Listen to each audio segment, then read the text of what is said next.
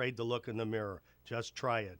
Trust me, you can call 888-467-4200, 888-467-4200, or diamondformulas.com.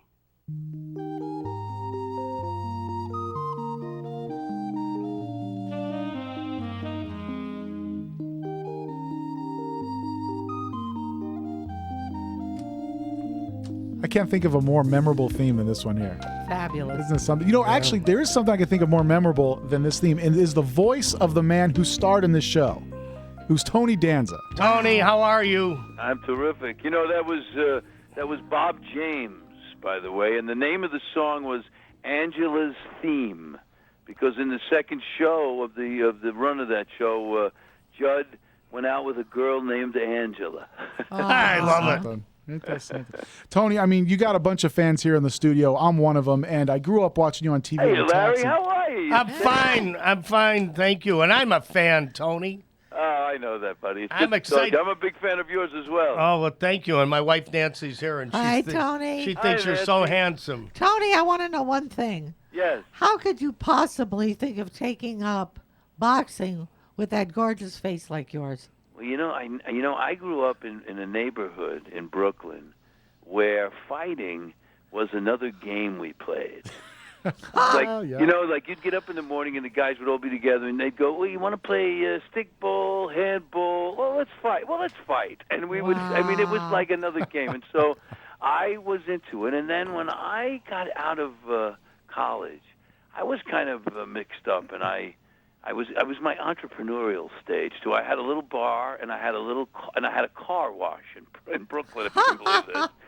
And the guys that hung out in the bar, because I was a street fighter, entered me in the Golden Gloves. Wow. And I got hooked on boxing. It was it sort of got me rather than I did. It's wild. Well, you had to be pretty good to begin with, though. I mean, on the streets. No, you had to be good. I was small. I had to protect myself. I be funny and tried and also tried to be. You remember that thing you do if you were small and you had to have a fight? You tried to pretend you were crazy. Yeah, well, that's right. Yeah. So people would think, "Oh, this guy's nuts. He'll do anything. He'll poke your eye out or something." Yeah. And well, was Graziano a big hero of yours? Well, Graziano, I actually met him. Not got to know him, but I did see him a lot because when I trained in Gleason's was on 30th and 8th Avenue. Right, famous place. Yeah, the famous place. It was a storefront on 8th Avenue, right. And on 30th Street, right off of 8th Avenue, and he would come in every once in a while. The Rock would come in, and I'd get to say hello, and I was an Italian middleweight, so. He'd look over at me and stuff, but did he size you up or say, "Listen, kid"? No. I wish I had a story. Wow. Well, but I did. I was in the gym. I know he saw me box because I know he was in the gym when I was boxing. But that was the great thing about my boxing career. It's another one of the examples of I really had, Larry, I swear, pretty good timing. I got to the gym in 1973.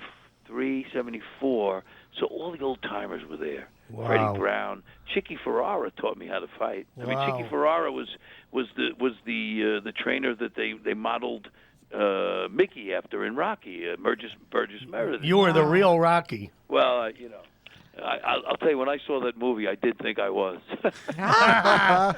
Yeah, but your professional record is unbelievable. 9-3. Yeah, I was. In the I first always round? people say to me, "How good were you?" I say I was number 9 in the gym. What, number 9?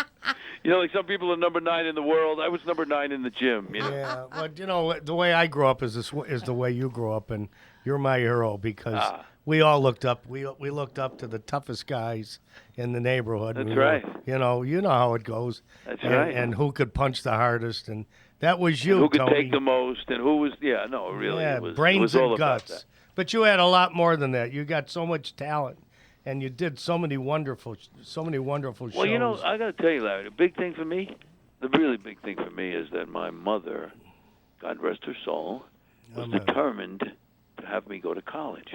Good. and to finish college. And she was, and I did it and kept it under 5 years too. 4.5 years and a summer school.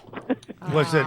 Just kept it under 5. It was really important. If you were like me, school was really a tough nut. Yeah, no, I mean, I was not, I just didn't understand, as many kids don't today, that this was a very important time in your life, and that it's going to affect the rest of your life. My phone is ringing, and I'm trying to stop it. Okay, I didn't understand. Live radio people, yeah. I didn't understand that, so, but I got through, and that it's the, it really is sort of a, it tells you about the importance of an education, because what an education really does like this is it opens your mind and makes you a critical thinker, so that you can adapt to a changing world. Yeah, obviously it is. Were they born here in America? Or no, were my they mom from was Italy? born in Sicily, Campobello di Mansada, Oh my which God! is right near Marsala on the southwest coast of Sicily. Hey, Tony, hang in there just 1 second, buddy. We got to go to a real quick break. we're Yeah, we gonna- want to Oh, talk I'm to you. sorry. I'm talking like we're in my That's living all room. right. We love it. Oh, we love it, buddy. Just keep the thought. Don't go anywhere. We'll be I won't. back I'll be here. Bye. right after this.